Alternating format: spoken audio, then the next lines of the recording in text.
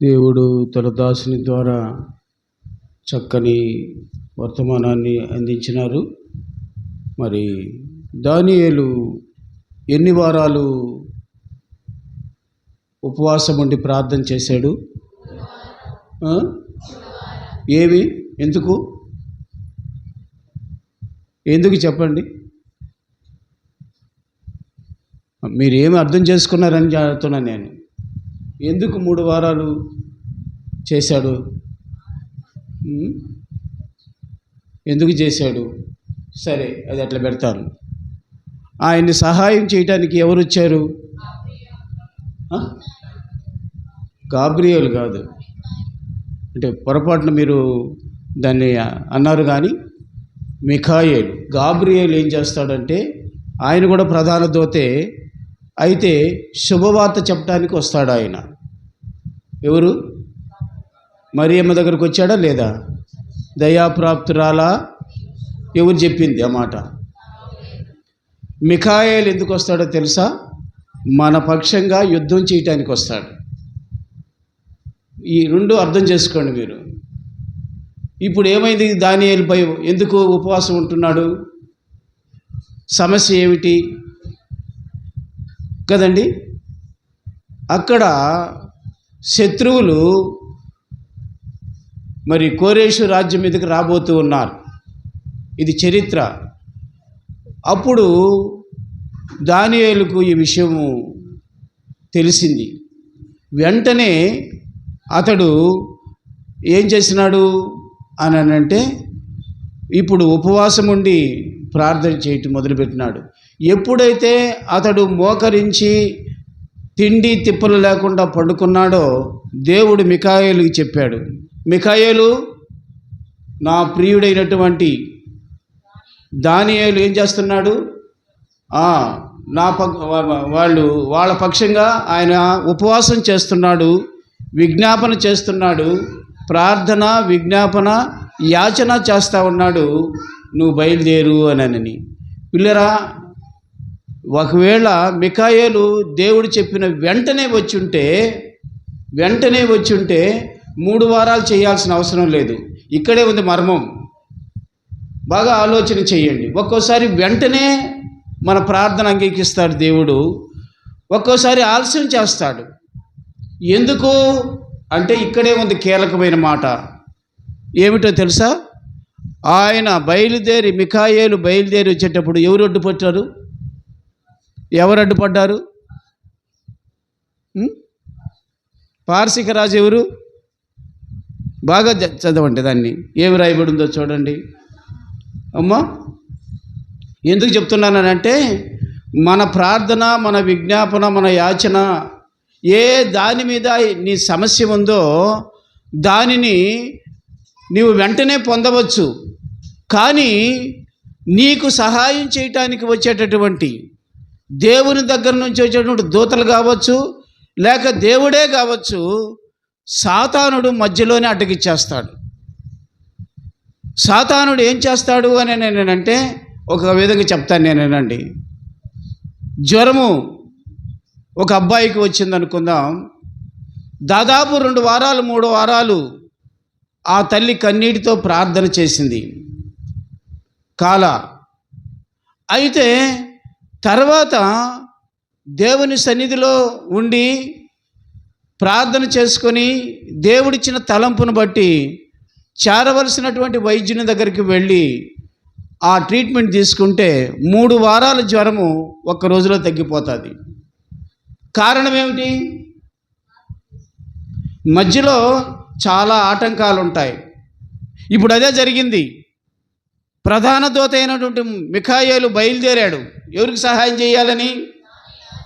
దానియేలు ప్రార్థన బట్టి ఆ యొక్క పరిస్థితుల్లో ఆ యొక్క యుద్ధాన్ని ఆపాలని బయలుదేరితే, లేకపోతే ఆ సమస్య తీరాలని, ఆయన దుఃఖాన్ని తీర్చాలని బయలుదేరితే, మీరు గుర్తు చేసుకోండి, అక్కడ ఎవరో చూడండి. మనం చూస్తే దానియేలు గ్రంథంలోనే ఎవరట? అధిపతి కదండి. ఎవరు వచ్చారు అడ్డము? గ్రేకేయులు అడ్డం వచ్చారు. కోరెషు ఇశ్రాయేలీలకి మంచి అవకాశం ఇచ్చినటువంటి రాజు ఆయన కోరెషు రాజు. అది కూడా ఎందాక అంటే అతడు అన్యుడైనా కూడా దేవుని యొక్క ఆజ్ఞను బట్టి కోరెషు ఇశ్రాయేలుకు సహాయం చేశాడు. అది ఈ గ్రేకాయులు వాళ్ళు అడ్డుపడుతూ ఉన్నారు. అందుకే ఇప్పుడు ఇది తెలిసినటువంటి దానియేలు ఏం చేస్తున్నాడంటే మోకరించి ప్రార్థన చేస్తూ ఉంటే దేవుని దగ్గర నుంచి మికాయేలు బయలుదేరాడు. అతనికి రావాలి, అతనికి ధైర్యపరచాలి. ఏమని ధైర్యపరచాలి అనుకున్నాడు? దేవునికి ఇష్టడైన వ్యక్తి, బహుప్రియుడవు నువ్వు, దేవుడు అందుకే నన్ను నీ దగ్గరికి పంపించాడని చెప్పి అతని ధైర్యపరచాలనుకుంటే అది ధైర్యపరచడానికి ఎన్ని రోజులు పట్టాల్సి వచ్చింది కదండి? 21 రోజు ఆయన ప్రార్థన చేయాల్సి వచ్చింది. మనం ఇప్పుడు ప్రారంభించినాం. ఇది ఎన్నో ఉపవాస ప్రార్థన? 5వ ఉపవాస ప్రార్థన. నీ సమస్య ఇంకా తీరకుండా ఉండవచ్చు కదండి. నేను ప్రార్థన చేస్తున్నాను, నాకు ఇంకా సమస్య తీరటం లేదు అని అంటే ఆ సమస్య తీరటానికి దేవుడు తన దూతను పంపాడు, కానీ కదండి మధ్యలో అపవాది అడ్డగిస్తూ ఉన్నాడు. అర్థం చేసుకోండి. దానిని బట్టి మనము కూడా కదండి దేవుడు మనకిచ్చిన అవకాశాన్ని బట్టి 8 వారాలు, 8 శుక్రవారాలే లేండి, 8 వారాలు కాదు. ఒకవేళ ఆయన 21 రోజులు కంటిన్యూ చేశాడు, కానీ మనము 8 వారాలు మన దేవుడు మనకిచ్చినటువంటి 8 సంఘాల్లో 8 వారాలు ఉపవాస ప్రార్థన చేయటానికి మనం ఎప్పుడూ కూడా వెనకాడకూడదు. ఎందుకనంటే సాతానుడు ఎప్పుడూ కూడా వెంటనే మన పని జరగనివ్వడు. దేవుడేమో ఆజ్ఞ ఇస్తాడు, తన దూతను కూడా పంపిస్తాడు. అయితే ఈ యొక్క అందుకని అంటున్నాడు చూసారా, అతన్ని ధైర్యపరిచిన తర్వాత మికాయా ఏమేమి అంటున్నాడండి? నేను మళ్ళా వెళ్ళి అన్నాడా లేదా మాట? ఎక్కడుంది అది? చూడండి అమ్మా, నీవు బహు ప్రియుడవు, భయపడుకుము, ధైర్యము తెచ్చుకునుము చెప్పాను. ఇట్లనగా నేను ధైర్యము తెచ్చుకొని నీవు అప్పుడు అతడు వచ్చితినో తెలిసినది కదా, మరలా పోయేదును కదండి. అయితే ఏమి రాయబడింది? గ్రేకీయుల దేశం యొక్క అధిపతి వచ్చును, అయితే సత్యగ్రంథమందు వ్రాసినది నీతో చెప్పెదను, మీ అధిపతి యొక్క మికాయేలు గాక ఈ సంగతులను గూర్చి నా పక్షముగా విలువ తగ్గించిన వాడొక్కడును లేడు. కాబట్టి ప్రియులారా, జ్ఞాపకం చేసుకోండి, ఈ సమయంలో దేవుడు మన యొక్క అవసరతను తీర్చడానికి ఆయన ఇష్టపడుతూ ఉన్న మధ్యలో సాతానుడు ఒక శత్రువులాగా ఉంటాడు. ఆ శత్రువు ఆలస్యం చేస్తాడు. ఆలస్యం చేసిన కదా కొన్ని విషయాలు చెప్పాడు కదా. ఒక విధవరాలు ఉంది, అన్యాయస్తుడైనటువంటి జడ్జి దగ్గరికి వెళ్ళి, అయ్యా నాకు అన్యాయం జరిగింది, నా విషయం చూచు అంటే అసలు పట్టించుకోవాలి అతను కదండి. అతనికి పెద్ద ఏం కష్టం కూడా కాదు, అది కష్టం కూడా కాదు. బాగా వినండి ఈ మాట, కష్టం కూడా కాదు. వాళ్ళని పిలిపించండి రా, ఈ అమ్మాయిదేదో ఆస్తి వాడు వశం చేసుకున్నాడంట, ఆయనను చెప్పచ్చు, న్యాయం తీర్చచ్చు. కానీ అతడు ఏమాత్రం కూడా ఆమె మీద జాలి చూపించలేదు. అయితే ఆమె ఏం చేస్తుంది? ఉదయం వెళ్తుంది, జడ్జి గారు కారు దిగి వెళ్ళేటప్పుడు, అయ్యా నా సంగతి ఏంది అంటే ఆయన తలకాయ ఎగరేసి లోపలికి వెళ్తున్నాడు. మరలా అక్కడ అన్నీ చూసిన తర్వాత, కేసులన్నీ చూసిన తర్వాత మరలా ఇంటికి వెళుతూ ఉండేటప్పుడు, అయ్యా నా సంగతి ఏంది? ఇలా ఆమె వదిలిపెట్టకుండా తన సమస్యను గురించి ఆ న్యాయాధిపతి, అన్యాయస్తుడైన న్యాయాధిపతి అతను, ఎవరికి మనుషులకు కానీ దేవుడికి కానీ భయపడేవాడు కాదు ఇతను. ఇలాంటి వాడిని మాటి మాటికి సిగ్గుమాలి. మనం అనుకుంటాం కదా, ఏదైనా ఒకటి ఉంటే దాన్ని అడిగినామనుకోండి మన దేవుణ్ణి, అది కొన్ని రోజులు ఆ పని జరగలేదనుకో, ఇంకేందులో ఆయన్ని అడిగేది, అయితే అయిందిలే అనుకుంటాం, కాకపోతే కాకపోయిందిలే అనుకుంటాం.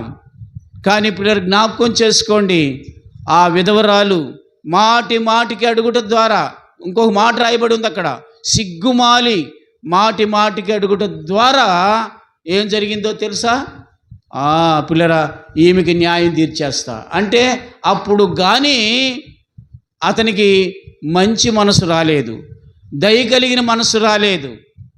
ఈనాడు కూడా పిల్లరా జ్ఞాపకం చేసుకుందాం, మనము ఏమాత్రము కూడా ప్రభువుని అడిగే దాంట్లో ఎప్పుడు కూడా మనము ఏం కాకూడదు, విసుక్కోకూడదు.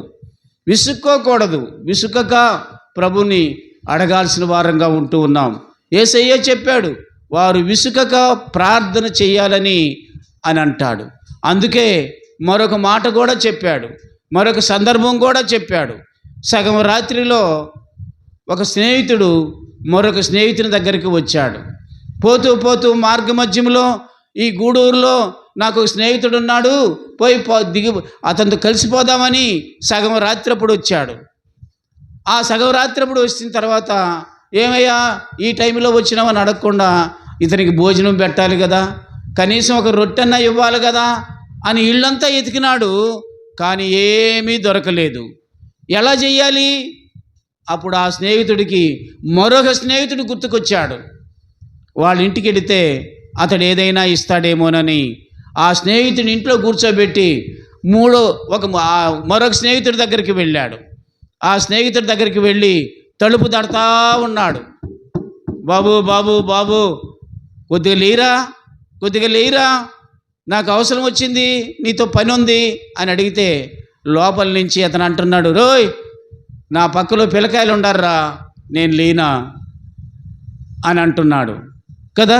నా పక్కలో పిల్లకాయలు ఉండరు, నేను లేస్తే పిల్లకాయలు కూడా లేస్తారు. ఎంత మంచి సాకో చూడండి కదా. స్నేహితుడికి సహాయం చేసేదానికి కూడా ఈ దినాల్లో ఎలాంటి వాళ్ళు ఉంటారో ఒక్కసారి ఆలోచన చేయండి. పక్కలో పిల్లకాయలు ఉండారు, నేను లేను అంటున్నాడు. నేను లేస్తే వాళ్ళు కూడా లేస్తారంట. ఏం లేస్తే వాళ్ళు మళ్ళీ బుజ్జి పెట్టుకోలేమా? కాదండి. అలా చెప్పితే ఇతడు ఏం చేస్తున్నాడో తెలుసా? అది కాదురా, రాక నాకు ఒక స్నేహితుడు వచ్చాడురా, నా ఇంట్లో ఏమి లేవురా, ఈ అర్ధరాత్రి పూటైనా నువ్వన్నా సహాయం చేస్తావు, నేను వచ్చానురా అని అంటూ ఉన్నాడు. తలుపు తట్టితే ఆఖరాకి వాడు లేచి అతనికి ఇచ్చినాడని దేవుని వాక్యం సెలవిస్తూ ఉంది. అలాగైతే నీ పరలోకపు దేవుడు ఇంకా గొప్పవాడు కదండి. నువ్వు రాతిని అడిగితే కదా, నువ్వు సహాయం అడిగితే నీకు రాయినివ్వడు, తేలునివ్వడు, అత్యధికమైనటువంటి ఆశీర్వాదాలు నీకు ఇస్తాడు, నాకు ఇస్తాడు కదండి. అక్కడ కూడా రాయబడిన మాట ఏమిటంటే, మాటికి అతడు తలుపు తట్టుట ద్వారా కదండి అతడు లేచి ఇచ్చెను అని రాయబడి ఉంది. సిగ్గుమాలి మరి అడుగుట ద్వారా, ఒక్కొక్క దారి మనం అలాగే అడగాలి మన దేవుణ్ణి. అలా అడిగితేనే ఈ ఉపవాసన ప్రార్థనకు ఉన్నటువంటి ప్రాముఖ్యత ఏదో తెలుస్తుంది ప్రియులారా. కాబట్టి ఆలోచన చేద్దాం ఈ దినాన మన జీవితాల్లో మనం ఎంతవరకు ప్రభువుని అడుగుతూ ఉన్నాం. అడిగితేనే, అందుకనే నేను ఉపవాస ప్రార్థనలో మాకు ప్రతి బుధవారం జరిగేటటువంటి ఆ విషయంలో కూడా ఆ వాక్యాన్నే తీసుకున్నాను. అడుగుడి మీకు ఇవ్వబడును, వెదకుడి మీకు దొరుకును, తట్టుడి మీకు తీయబడును అన్నట్టు వాన్ని కొన్ని వారాలు ధ్యానం చేసినాం మేము. దాని మీద క్విజ్ కూడా పెట్టుకున్నాం. పిల్లలు చక్కగా ఆన్సర్లు రాశారు. అందుకే చెప్తున్నాను పిల్లరా, ఎప్పుడైనా కూడా మన జీవితాల్లో అడగాలి. నిర్లక్ష్యం చేయకూడదు, విసుక్కోకూడదు. నీ కొడుక్కి, నీ కూతురికి కదండి ఏదైనా అవసరమైందనుకోండి, ఇప్పుడు కాదులే ఒక పెన్ను తీసి అయ్యా డాడీ అని అంటే, ఇప్పుడా పెన్నా నీవు చదివే చదువుకి అని విసుక్కోవటం కాదు మనం చేయాల్సింది కదండి. పెన్నుని అడిగితే బజారుకి వెళ్ళి ఏ పెన్ అయితే బాగుంటుందో షాపులో మరి అడిగి కదండి, బాగా బాగా రాసే పెన్ను కావాలయ్యా నా కూతురికే నా కొడుకని తెస్తావే.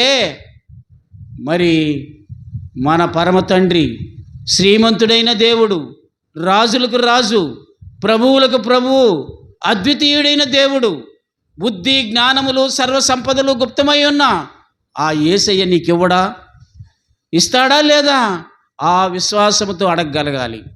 అదే బాబు ఇప్పుడు బాబు చెప్పినాడు, దానియేలులో ప్రార్థన ఉంది, విజ్ఞాపన ఉంది, యాచన ఉంది కదని ఈ మూడు ఉండి చేశాడు గనుక మికాయేలు దేవుని ప్రధాన దూత అయినటువంటి ఆయనే వచ్చి నీవు బహుప్రియుడవు అన్నప్పుడు ఇప్పుడు అతని హృదయంలో ఏముంటుంది చెప్పండి? ఏముంటుంది? కృతజ్ఞత ఉంటుంది, కృతజ్ఞత ఉంటుంది. మూడు అయిపోయినాయి. ఏమైపోయినాయి? ప్రార్థన చేశాడు, విజ్ఞాపన చేశాడు, యాచన చేశాడు.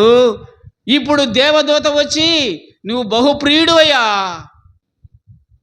నేను ఇంత ఆలస్యం అవటానికి కారణం కూడా నేను చెప్పినాడు. ఏమిటట కారణం కదండి?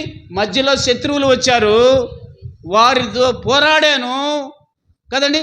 పోరాడి నీ దగ్గరకు వచ్చేటప్పటికి ఎన్ని వారాలు పట్టింది? బాగా గుర్తు చేసుకోండి. దాన్ని మాత్రం చేత నువ్వు ఆలస్యం అయిపోయిందని నువ్వు బాధపడిన అవసరం లే. దేవుని దగ్గర నుంచి ఒక మంచి పేరు తెచ్చాను నీకు. ఏమిటది? దేవునికి నీవు బహుప్రియుడవు, బహుప్రియుడవు. ఆ మాట ఎవరికి రాలేదండి? అటువంటి కిరీటము దానియేలుకే వచ్చింది కదండి. అంతగా దానియేలు దేవునిలో ఆయన ఉండిపోయినాడు కదండి. సింహముల బోను ఎదురు చూస్తూ ఉంది, అవునా కాదా? సింహముల బోను ఎదురు చూస్తూ ఉంటే ఈయన పోయి చేసింది ఏమిటి? ఏం చేశాడు? తన గదికి వెళ్ళాడు కదండి. ఆ గది కిటికీలు యెరూషలేము వైపు తిప్పినాడు, ఓపెన్ చేశాడు, మోకరించినాడు, ప్రార్థన చేస్తున్నాడు. ఏమని ప్రార్థన చేస్తున్నాడు కదండి? దేవా కదా, నాకు వ్యతిరేకంగా నా మీద కదండి ఒక శాసనం వచ్చింది. ఆ శాసనం ఏమిటనంటే నీకు కాకుండా కదండి ఈ రాజుకి నేను విజ్ఞాపన చేసుకోవాలంట. విజ్ఞాపన కర్తవు నువ్వున్నావు నాకు కదా, నా ప్రార్థన నువ్వు మాత్రమే ఆలకిస్తావు. కానీ ఈ రాజు అంటున్నాడు నాకే చెయ్యాలంటున్నాడు. నేను మనుషుల దగ్గర పోయేవాడిని కాదు, మనుషుల దగ్గర ప్రాధేయపడేవాడిని కాదు, నేను నీ దగ్గరే చేస్తున్నా. అంతేకాదు నీకు స్తుతి కూడా చెల్లిస్తున్నా. ఉందా లేదా అక్కడ మాట? మీరు చూస్తే ప్రార్థనను చేయుచు స్తుతి చెల్లిస్తూ ఉన్నాడు. ఎప్పుడెప్పుడు? రోజుకి 3 మారు ప్రార్థన చేసేవాడు ఆయన యథాప్రకారము కదండి. ఎక్కడికి వెళ్ళాడు? తన గదికి వెళ్ళి యెరూషలేము వైపు ఆ కిటికీ తలుపులు తీసి 3 మారు ప్రార్థన చేస్తూ ఉంటే వచ్చేసారండి. ఎవరు వచ్చారు? రాజు యొక్క సైనికులు వచ్చారు. నీవు శాసనాన్ని అధిగమిస్తున్నావు, రాజు అధికారాన్ని నువ్వు ధిక్కరిస్తున్నావు. ఇదిగో ఆ శాసనం ప్రకారము రాజుకు తప్ప ఇంకెవ్వరికి ప్రార్థన చేసినా సరే ఎక్కడేయాలి నిన్ను? సింహపు బోనులో కాదు, సింహాలుండే గుహలో. అర్థం చేసుకోండి, ఒక్క సింహం కాదు కదండి, కొన్ని సింహాలు ఉన్నాయి. ఆ సింహాల దగ్గర నిన్ను వేస్తామని అన్నారు. వేసేసారండి. బయట కూడా ఏం చేశారో తెలుసా? ఒక పెద్ద బండ ముద్ర వేసేసినారు. అంటే వాడు బయటికి రాకూడదు అని. ఆ సింహాలు ఇతన్ని చీల్చి చెండాడి ముక్కలు ఎముకలు లేకుండా చేయాలి.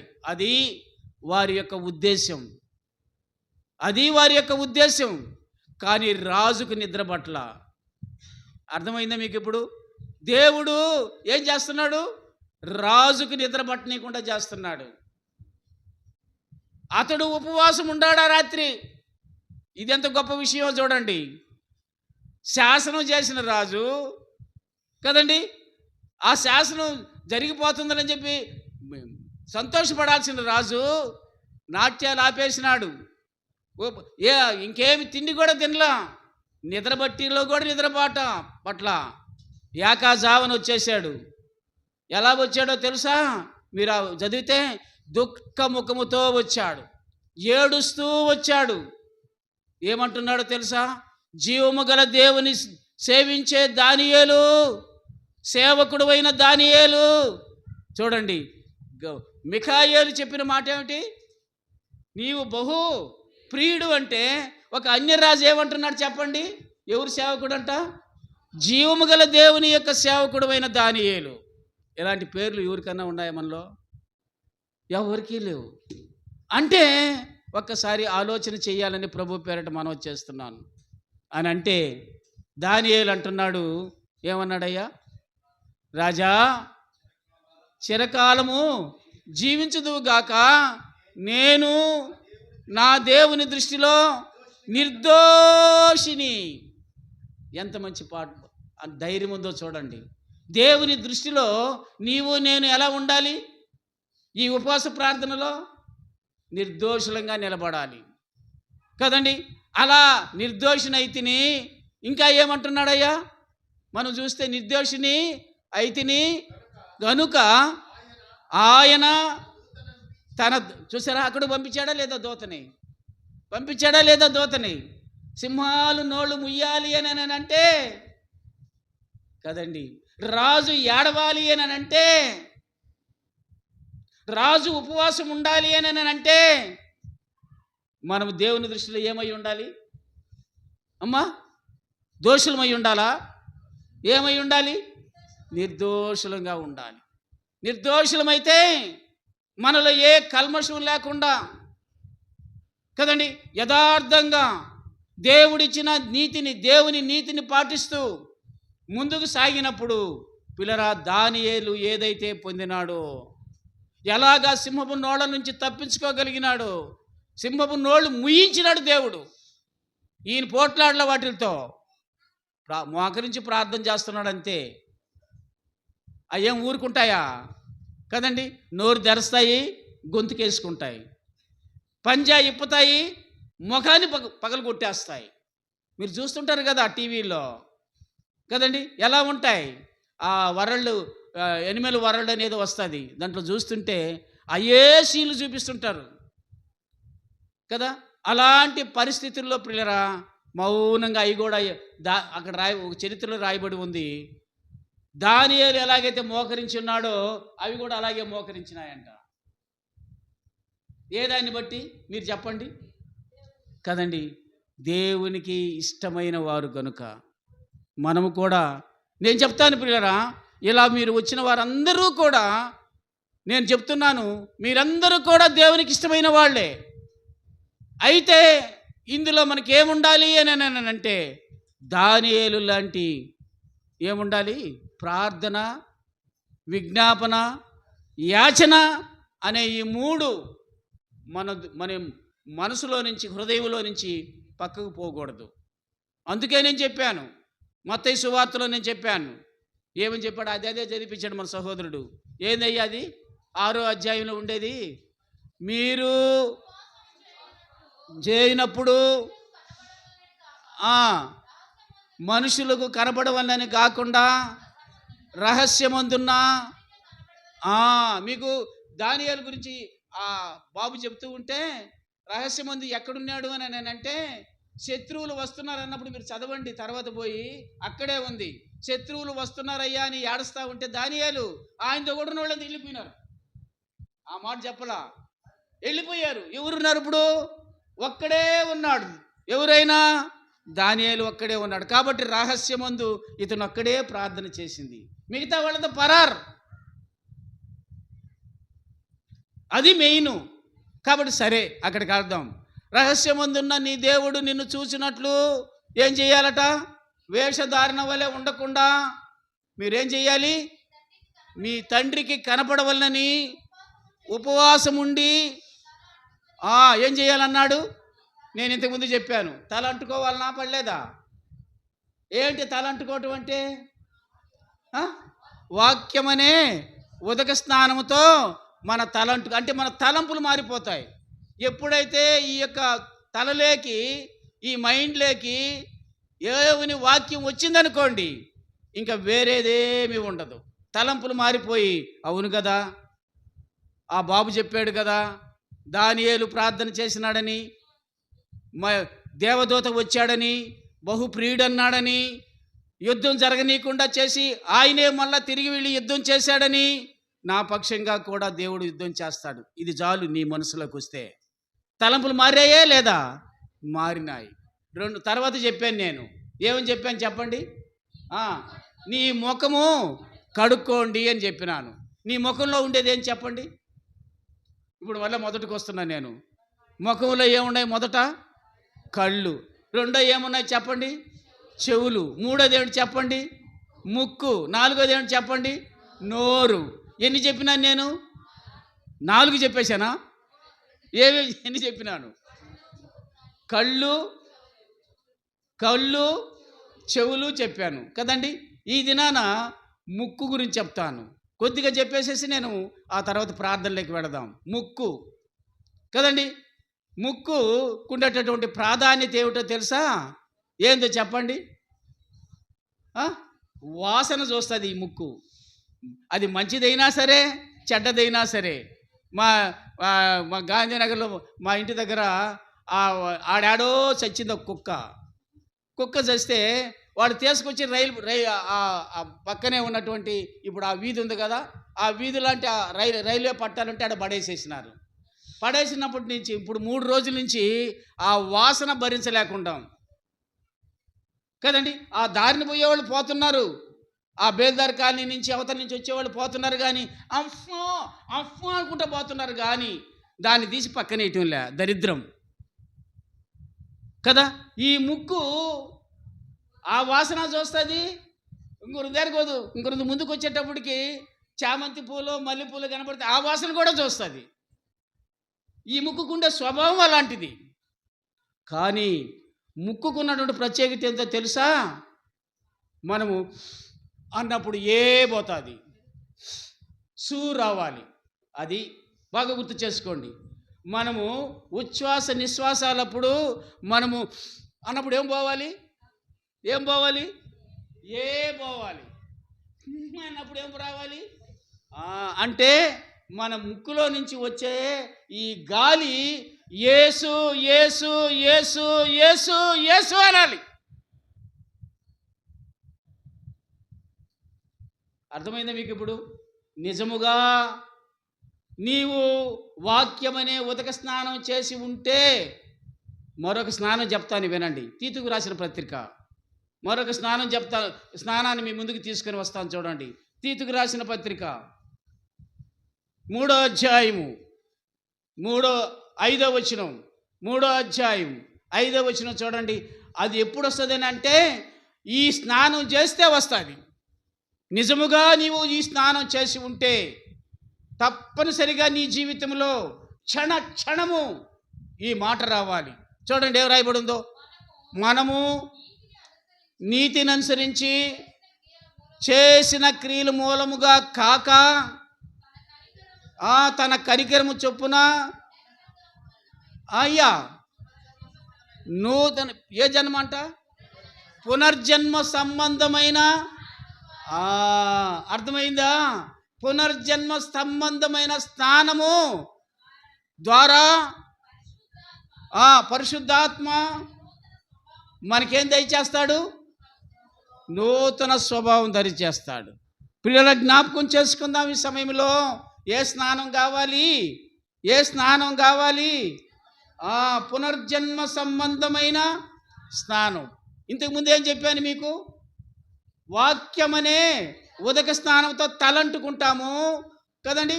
అరకాల వరకు ఆ యొక్క వాక్యముతో తడిపేసుకుంటాం.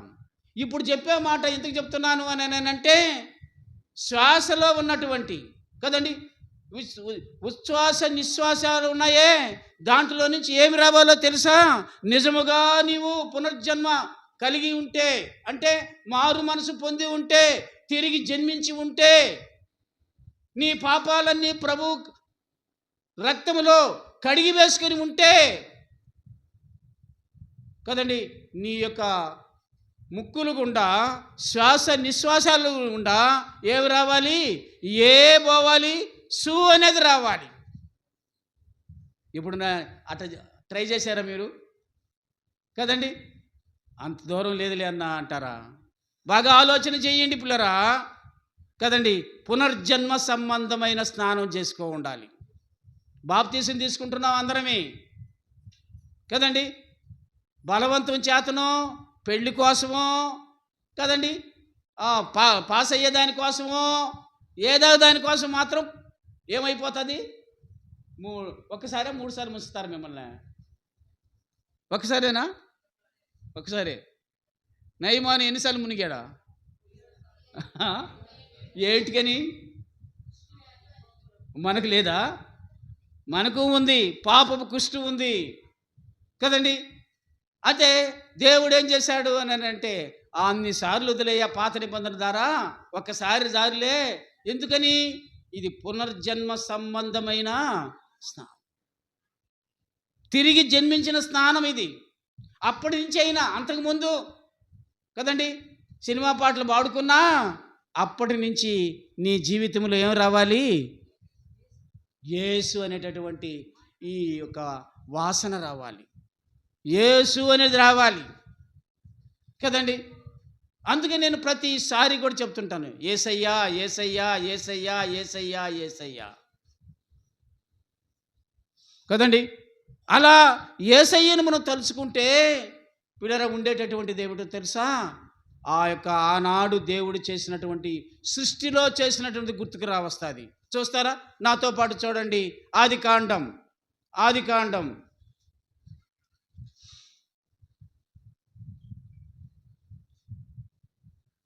తీశారండి. ఆదికాండంలో ఏముందో చూడండి, 2వ అధ్యాయంలో 7వ వచనంలో చూడండి ఏం రాయబడి ఉందో.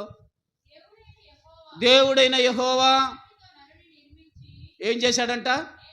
నేలమంటితో నరుని నిర్మించి, ఏ దాంట్లోనమ్మా ఈ ఆడుంటాయి? అర్థమైందా మీకు ఇప్పుడు? ఏ నాసికారంధ్రాలు ఎక్కడయ్యా? లోపల ఉండేయా? ఓరి తండ్రో, నాసికారంధ్రాలంటే ముక్కులే. ఈ ముందు మటుకు ఎక్కడ పోతాడు? ఎక్కడ ఊదాడు? లోపలికి పోయి ఊదినాడా ఏ దేవుడు? కాదు. మన నాసికారంధ్రములలో జీవవాయువు ఊదగా నరుడేమైనాడమ్మా? మా ఇన్నము చెప్తుంది లేచి కావాలంటే. నరుడేమైనాడు? జీవాత్మ అయినాడండి. ఈ దినాన మనలో ఉండేది ఏమిటనుకుంటున్నారు? దేవుడిచ్చిన జీవాత్మ. అన్నాడు అంతే. అప్పుడు కదిలాడు. ఎవరు? ఈ మట్టి బొమ్మ. ఈ మట్టి బొమ్మ ఎప్పుడు కదిలింది అనుకుంటున్నారు? కదండి, ఎప్పుడయ్యా? దేవుడు ఏ దాంట్లో ఊదినాడు? నాసికారంధ్రములలో జీవవాయువు ఊదినాడు. అప్పుడు జనుడేమైనాడు? అర్థం చేసుకోండి. కాబట్టి ఈ ముక్కులు ఎంత శ్రేష్టమైనవో ఒక్కసారి ఆలోచన చేయండి. కాబట్టి పిల్లరా, అలాగూ జీవాత్మ మనకు వచ్చింది. ఈ జీవాత్మ ద్వారా మనం ఈ దినాన బతుకుతూ ఉన్నాం. చాలా విషయాలు ఉన్నాయి, కానీ ఇప్పుడు నేను చెప్పటం లేదు. ఈసారి మనం గుర్తు చేసుకుందాం. ఈ జీవాత్మ వలన మనకు కలిగేటటువంటి గొప్ప ఆధిక్యతలు ఉన్నాయన్న సంగతిని మనం ఈ దినాన గుర్తు చేసుకోవాల్సిన వారు ఉంటున్నాం.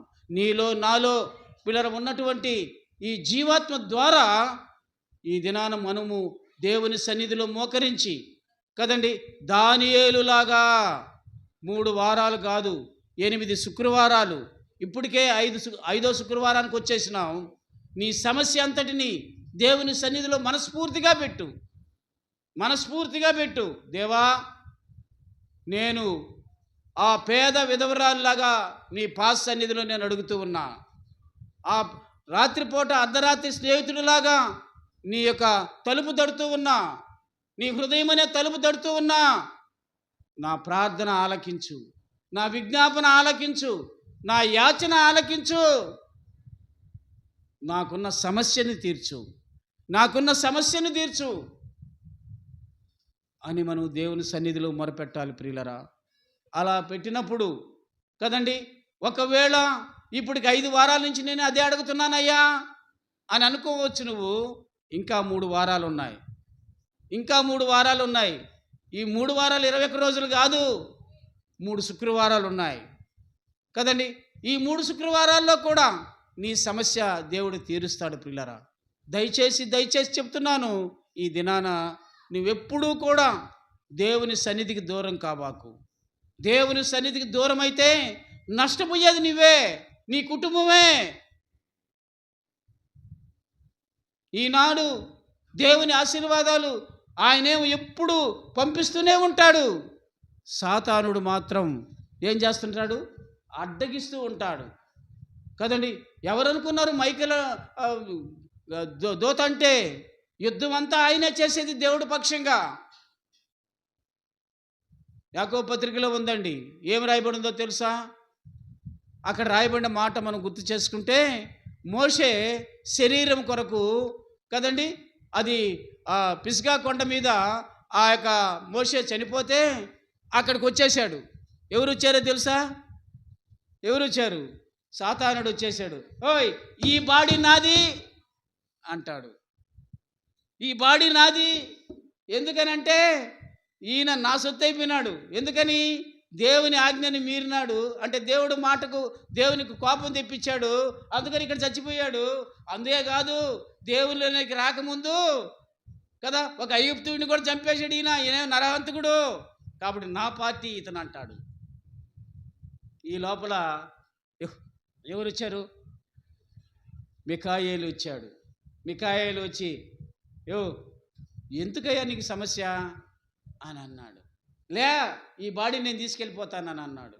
లేదు, దేవుడు ఎక్కడ పెట్టాలో అక్కడ పెట్టమన్నాడు ఈ బాడీని. మీకు అది మర్మం అండి. ఎక్కడ పెట్టాలో అక్కడ పెట్టమన్నాడు. ఎందుకనంటే నువ్వు తీసుకుపోయి పెద్ద గోరీ కట్టించి ఈయనే మీ దేవుడు అని చెప్తావు. నాయన, నువ్వేం తక్కువైనడు కాదు. ఎందుకని? ఇశ్రాయేలుకి మోషే మీద అంత భక్తి భావాలు ఉన్నాయి. కారణం ఏమిటి? ఆ కష్టాల్లో నుంచి బయటికి తీసుకుని వచ్చాడు, ఎర్ర సముద్రం దాటిచ్చాడు, 40 సంవత్సరాలు మాతో కూడా ఉండి కావాల్సి ఉంటే నీళ్ళు ఇచ్చినాడు, మన్నా అడిగి మరి మాకు ఇప్పించినాడు, పూరేళ్ళు మా ఇంటికి ముందు తెప్పించినాడు. ఇన్ని చేసినటువంటి మా దేవుడు కాదా? అందుకని మా ముందర ఈ సమాధిని కట్టిస్తాడు. కాబట్టి దేవుడు అది ఎరిగి సాతానికి అప్పగించలేదండి ఆ బాడీని కదా. పిల్లలు జ్ఞాపకం చేసుకుందాం. అయితే అక్కడ ఎవరున్నారు సాతానుతో పోరాడటానికి? మిఖాయేలు ఉన్నాడు. పిల్లలు జ్ఞాపకం చేసుకోండి, దానియేలు గ్రంథంలో కూడా చాలా దగ్గరలో మిఖాయేలే కనిపిస్తాడు. కారణం ఏమిటేనంటే యుద్ధ సన్నద్ధుడైనటువంటి గొప్ప ప్రధాన దూత మిఖాయేలు. మన పక్షంగా కూడా దేవుడు అందుకనే 91వ కీర్తనలు అంటాడు, మన కాలికి దెబ్బ తగలకుండా ఏం చేస్తాడంట? ఎవరికి ఆజ్ఞాపిస్తాడో చూడండి. 91వ కీర్తనలో మనం చూస్తే ఏమి రాయబడి ఉంది అక్కడ?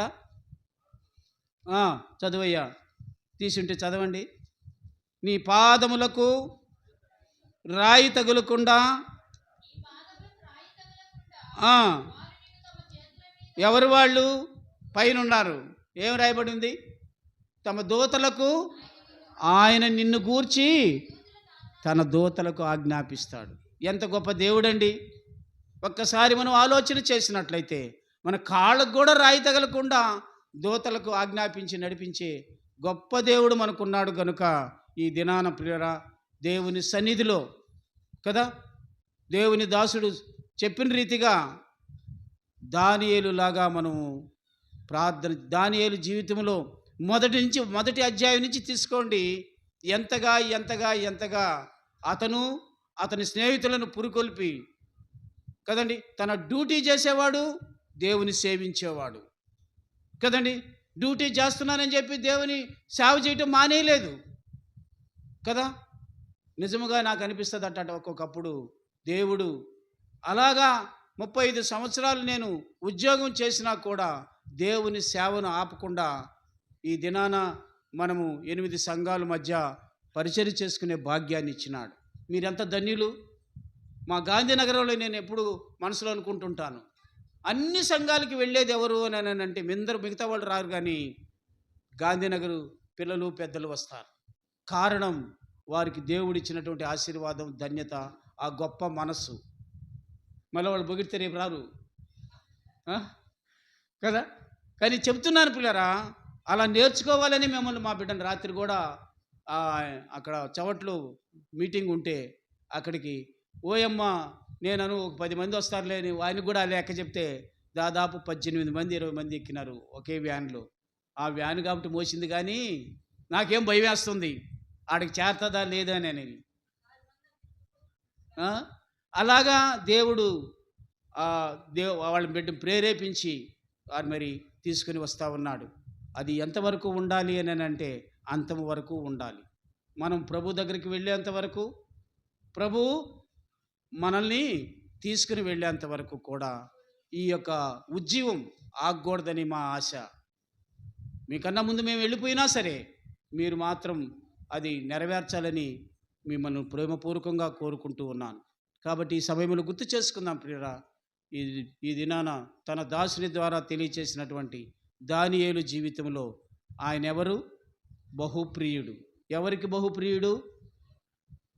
ఎన్ని వారాలు ప్రార్థన చేశాడు? ఎందుకు చేయాల్సి వచ్చింది ఇప్పుడు చెప్తాను మీకు. ఎందుకు చేయాల్సి వచ్చింది? సాతానుడు ఆటంకపరుస్తూ ఉండబట్టి బయలుదేరినాడు. ఎప్పుడు బయలుదేరాడు? మికాయేలు దూత ఇతను మోకరించినప్పుడే దేవుడు నువ్వు వెళ్ళు అన్నాడు. కానీ మధ్యలో ఆటంకపరిచేశాడు. ఎన్ని వారాలు? 3 వారాలు ఆగిపోవాల్సి వచ్చింది కదండి. ఆయన వచ్చి దానియేలుని పొగిడేంత వరకు కదండి, నువ్వు బహుప్రియుడు అయ్యా, భయపడవాకు, ధైర్యంగా ఉండి చెప్పేంత వరకు కూడా అతడు ప్రార్థనలోనే ఉండిపోయినాడు కదా. కాబట్టి మనము కూడా మధ్యలో గ్యాప్ వస్తుంది. శుక్రవారం నుంచి శుక్రవారం వరకు మర్చిపోబోకండి, ప్రార్థన చేయండి. శుక్రవారం రోజు దేవుని సన్నిధిలో చేరి అందరి మధ్యలో నీ అవసరతలన్నీ కుమ్మరించుకో. ప్రభు తప్పనిసరిగా సహాయం చేస్తాడని ఆ నమ్మకంతో ముందుకు